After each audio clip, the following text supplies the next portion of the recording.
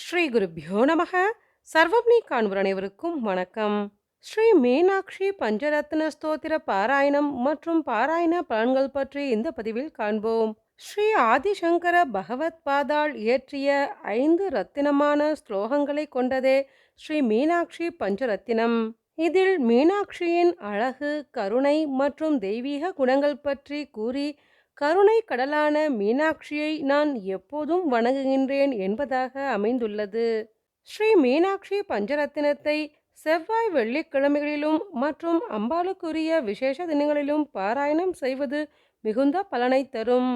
ஸ்ரீ ஷாமலா தேவியின் அம்சமாக திகழும் ஸ்ரீ மீனாட்சி அன்னைக்கு ஷாமலா நவராத்திரி புண்ணிய காலம் மிகவும் விசேஷம் என்பதால் ஸ்ரீ ஷாமலா நவராத்திரி நாட்களில் இதை பாராயணம் செய்வதும் மிகவும் விசேஷம்.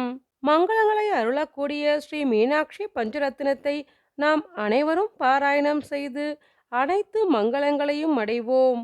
ஸ்ரீ மீனாட்சி பஞ்சரத்னம் उद्यद्भानुसहस्रकोटिसदृशां केयूरहारोज्ज्वलां बिम्बोष्ठीं स्मितदन्तपङ्क्तिरुचिरां पीताम्बरालङ्कृतां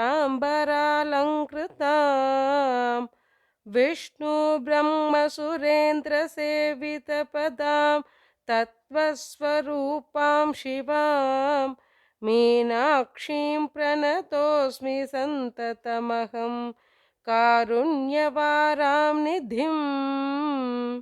मुक्ताहारलसत्किरीटरुचिरां पूर्णेन्दुवक्त्रप्रभां सिञ्चन्नूपुरकिङ्किणीमणिधरां पद्मप्रभाभासुरां सर्वाभीष्टफलप्रदां गिरिसुतां वाणीरमासेवितां मीनाक्षीं प्रणतोऽस्मि सन्ततमहं कारुण्यवारां निधिम्।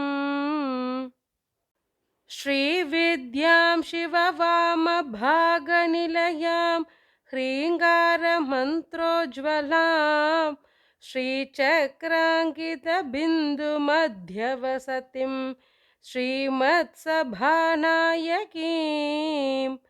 श्रीमत्षण्मुखविघ्नराजजननीं श्रीमज्जगन्मोहिनीं मीनाक्षीं प्रणतोऽस्मि सन्ततमहं कारुण्यवारां निधिम्। श्रीमत्सुन्दरनायकीं भयहरां ज्ञानप्रदां निर्मलां श्यामाभां कमलासनाचितपदां नारायणस्यानुजां वीणावेणुमृदङ्गवाद्यरसिकां नानाविधाडम्बिकां मीनाक्षीं प्रणतोऽस्मि सन्ततमहं कारुण्यवारां निधिम्।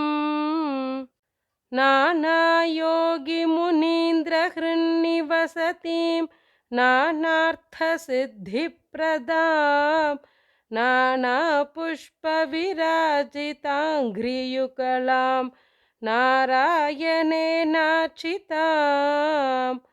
नादब्रह्ममयीं परात्परतरां नानार्थतत्त्वात्मिकां मीनाक्षीं प्रणतोऽस्मि सन्ततमहं कारुण्यवारां निधिम्। इति श्रीमच्छङ्करभगवत्कृतौ मीनाक्षी पञ्चरत्नं सम्पूर्णम्।